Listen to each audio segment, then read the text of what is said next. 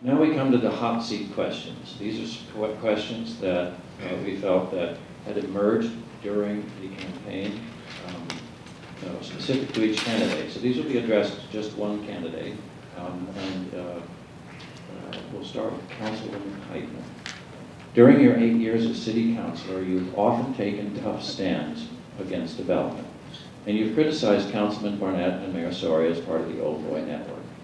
Mr. Barnett and Mr. Sorey have both characterized you as someone who can only say no and has no positive ideas. Can you comment specifically and practically on what you would do to achieve your stated goals and why you are now ready and willing to take on the role of mayor? The position of mayor is to lead the council to good policy and good legislation for the community. I would not shut down a council person who asks questions that are good questions for the dialogue and for having the best policies created. And as we have all seen during these debates, I sit in the middle and they like to take punches. Doesn't bother me. And I will tell you, I can stand firm with the integrity and the honesty and allow for good debate among all of us, all of the council members, and seek the deliberation that creates good legislation, not shutting down just to get the 4 people to get your vote. That's not good policy or good legislation making. Thank you very much. Mayor Sorey, after such a productive 4 years as mayor, you might have expected an unopposed election. And yet, here are council members Barnett and Heitmann running for mayor. There is deep concern being expressed by many that development is going too far, and you've had to raise hundreds of thousands of dollars to run in a contested election. Do you ever think that you're no longer representing the will of the majority of Naples voters? Is there any change in direction that we might see from you in the next 4 years if you are reelected? Well, I think that's a great question, and I haven't raised hundreds of thousands. I've raised about $160,000, which I'm proud to have raised. That means that individuals are committed to me for what we have done and what we're going to do, because I do get things done. And as far as I'm concerned, I am out in the community. If you know me, many of you do, you see me at events. Over the past couple of years, about 200 different functions a year. I meet with you. If you've got a problem, you call me. I come to you. You don't need to come to me. I go and visit every site before we make a decision on council. So I think I am very in tune with the entire community. And we've got 11 different communities. So while I live in Old Naples and I consider that my home, you've got to look at the entire city. In your last 12 years on council, you have generally voted to approve most development projects that have progressively altered our city in ways many of us find disturbing. As you look around today, do you ever think we might have gone too far? Do you miss the Naples you used to know? And are you having any doubts about your consistently pro-development voting record? Well, I can appreciate that question, but if that were truly a case and I was pro-development, I would not have been elected to serve 24 years in your city government. I have to be doing something right. And I think I look at each project as it comes to us, all right, the upsides and the downsides. You could say, well, did you vote for more pro than con? Perhaps, if you want to add them all up. But to say that it's haphazard or I just go do that and then I'm characterized as pro-development, it's an awful lot more than that in this city of Naples. You just look around you. Okay, my career has encompassed 32 years. Okay, and as I said earlier, from the first landscape medians to where we are today. Do I think we've gone too far? I think it's time to put some brakes on, but Naples is built out. And we realize that it's redevelopment and not development. Thank you. Mayor Sorey, a question arising from the City of Naples conflict of interest policy. You're the executive director of the Naples Playhouse and the Sugden Theater. There was an issue last year regarding your opposition to concerts in Canberra Park competing for Sugden Theater parking. And there's always the possibility that you might solicit donations for the Naples players from persons having business interests with the city. Do you have, or have you had, any significant or reportable conflicts of interest as a council member or mayor? And if yes, how did you manage them? That's a great question, and and I do have a passion for the Naples players. I was on the board for a number of years, and I think it's a very important part of the culture of our community. Before I accepted that job, I worked with the city attorney. We went to the state attorney's office and received a ruling. In fact, the intent was, because it's a part pay, part volunteer position, what we do, we look at the market on an annual basis, and half is compensation, half is back in kind. So we made sure we touched bases.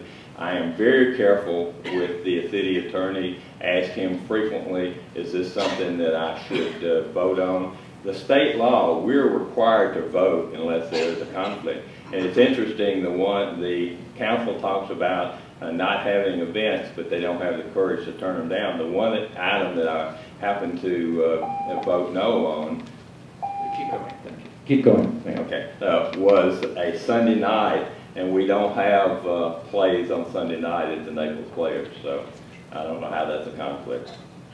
Thank you very much. Councilman Barnett, again, a conflict of interest policy. Do you have, or have you had any significant or reportable conflicts of interest as a council member or mayor?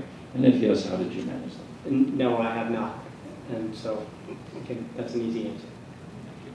Councilwoman Heitmann, same question. No, I do not have any conflicts of interest. Really, the only people that I represent is the community. Thank you. Mayor Sorey, there was an article in the paper today about expense accounting. It's not clear whether that's front page news, especially given the small sums involved and differing cultural expectations that one must observe to have a successful trade visit. But there is a substantive issue. You were proposing the sale of 8 major properties in and around 5th Avenue South with a value of more than $100 million, according to the article. Please share with us the thought process that you had as to why having a foreign real estate investor buy these properties would be good for Naples and its small town charm and character. Absolutely. The reality is, look at Robin Stuckey. There was an Oriental gentleman that made the decision to buy Robin Stuckey out of bankruptcy and took a vacant lot that had been sitting there. Some of you remember the Trails Inn Motel, and that property had been sitting there, mired in the recession for some time. They came in and bought that property. So the reality is we're a world economy, and Mr. Yan and most Chinese wealthy individuals are looking to put resources overseas. They're looking to have a visa, so he was interested in a restaurant, a Chinese restaurant on 5th Avenue, and we looked at a number of potential sites. He's also owned 4 hotels, and he was looking for the potential of possibly purchasing a hotel. The Chinese economy has gone south as far as that's concerned, so it hadn't proceeded, but he's still interested. Thank you for that. Councilman Barnett, the other 2 candidates have staked out some pretty strong positions. Mayor Sorey is aggressively pushing continued development and connectivity to tie the city together, which has certainly stirred controversy. And Councilwoman Heitmann is clear that the current wave of development needs to be tempered and that there are real problems with how our city government is functioning. Also controversial positions. You're listening, which would be a real asset on the city council, and you're certainly the most experienced Naples councilor running for mayor. Please tell us what the major strategic initiatives or intractable problems critical to the city's future that you cannot wait to work on while you are mayor that will define your new term. Okay, and I think thank you, John. I think I basically touched on that. I think if you ask me my #1 priority, it's going to remain the same as it was in 1984 when I first started, and that is public safety. And that's not just a blanket statement of, well, what does that mean? It means that it has to do with fire, it has to do with police, it has to do with why you live in Old Naples and enjoy our Naples community. The other that parallels, and I don't want to sound like I'm beating a dead horse tonight, but the future of our city is our infrastructure and what is happening in the county and how can we control it. And you know we can't control it, but we have to do whatever we can in the city. And I go back to dealing with that issue, to working with the county commissioners. We have not had a joint city council, county commission meeting in over 3 years. I don't think that's a way that we will work very cooperatively with the county commission. Thank you. Councilwoman Heitmann, you have often stated that Naples has a transparency problem that stands in the way of good government, and government that serves the residents and voters of Naples. What does that actually mean? Are things hidden from the public or council members? Give us some specific examples and discuss how this adversely impacts our city and what you would do about it as mayor. Transparency issues are a difficult issue, and I have fought the council members on these issues, one being just getting public records or even having hard copies of our council agendas, and council deciding that it wasn't appropriate. Well, to be able to read scale and to see the size of a building, paper is necessary, and they took me I took them to the First Amendment Association saying that it really was inappropriate for them to do so, and then we changed the policies.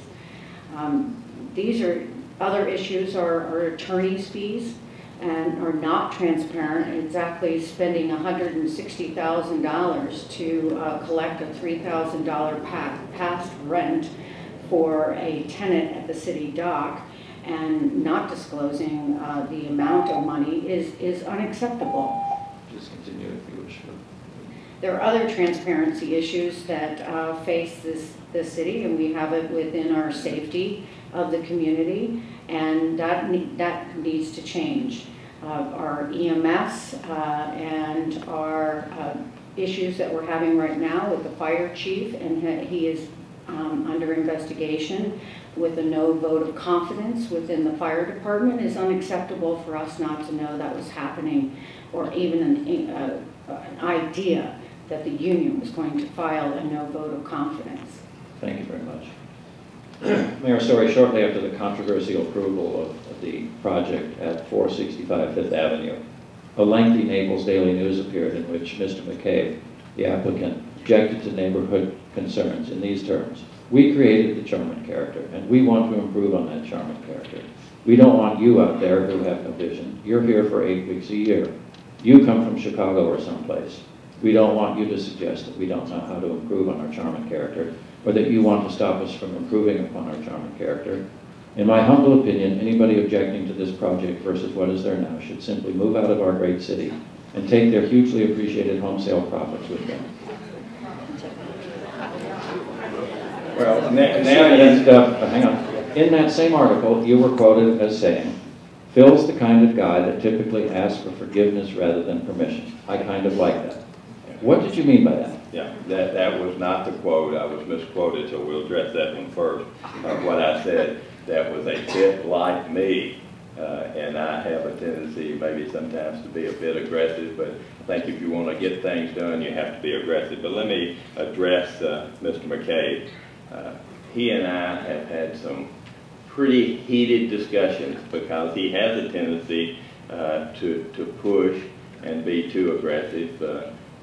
But the reality is he was one of the early pioneers, been very successful, and the reason that his attorneys don't let him come to council meeting is exactly those kind of statements, because sometimes he gets a little bit too far off base, and I think those comments were inappropriate. But my comment was that was a bit like me, not that I like that. Okay, thank you for that clarification.